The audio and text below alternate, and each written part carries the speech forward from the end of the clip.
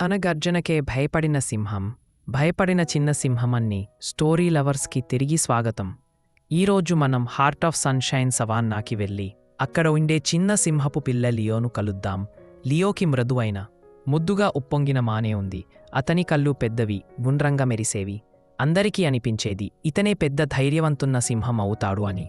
కాని లియో దగ్గర ఒక చిన్న రహస్యం ఉంది.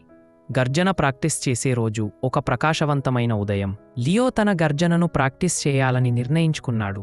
అతను ఒక పెద్ద రాయి మీద ఎక్కి ఛాతీని ఉబ్బించి ఒక లోతైన ఊపిరి తీసుకుని బలంగా అరిచాడు. రో ఓ ఓ ఓ ఓర్. ఆ శబ్దం మొత్తం మైదానంలో మారుమోగింది. కాని గర్వంగా ఫీలవలసిన లియో అదేమిటో గాల్లోకి దూకి భయపడ్డాడు. ఆ భయంకరమైన శబ్దం చేసింది ఎవరు అని చిటికెడు గొంతుతో అరిచాడు. అతని రోమాలు మొత్తం నిక్కబొడుచుకున్నాయి. జంతువుల నవ్వులు, అది చూసిన జీబ్రాలు చిరునవ్వు పెట్టాయి. చెట్లలో ఉన్న ప్యారెట్లు కూడా నవ్వుకున్నాయి. సిగ్గుపడిన లియో ఒక పొద వెనుక దాక్కుని తన చెవులను చేతులతో కప్పుకున్నాడు. స్నేహితులు వచ్చినారు. అప్పుడే అతని స్నేహితులు టోటో తాబేలు, బెల్లా బన్నీ, జుజూ ప్యారెట్ అతని దగ్గరకు వచ్చారు. పర్వాలేదు లియో అని టోటో మృదువుగా చెప్పాడు. ప్రతి ఒక్కరికి ఎప్పుడో ఒకప్పుడు భయం పడుతుంది. మేమున్నాం కదా, నీకు సహాయం చేస్తాం. ధైర్యాన్ని పెంచే ఆటలు తరువాతి రోజు లియోకి స్నేహితులు ధైర్యం పెంచే ఆటలు మొదలుపెట్టారు. మొదటి ఆట చిన్న గర్జన. బన్నీ అయిన బెల్ల చెప్పింది, లియో చిన్నపాటి గర్జన చెయ్యి, పిల్లి పిల్లల. లియో చిన్నగా ఊపిరి తీసుకుని నిదానంగా రోరని చెప్పాడు. అందరూ సంబరంగా కేకలు వేశారు. వాహ్, నువ్వు చేశావు. తరువాతి ఆట ఫన్నీ ఫేస్ గర్జన.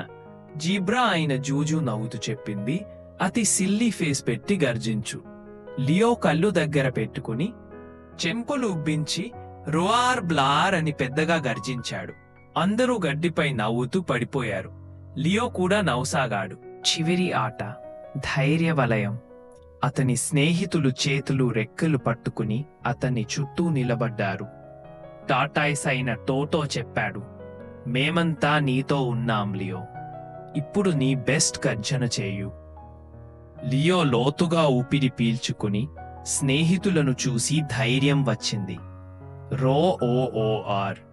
ఈసారి అతను భయపడలేదు. అతను నవ్వుతూ చెప్పాడు, నేను చేశాను. అందరూ అతన్ని హత్తుకున్నారు. టోటో మళ్ళీ చెప్పాడు, నువ్వు భయాన్ని కొంచెంగా జయించావు.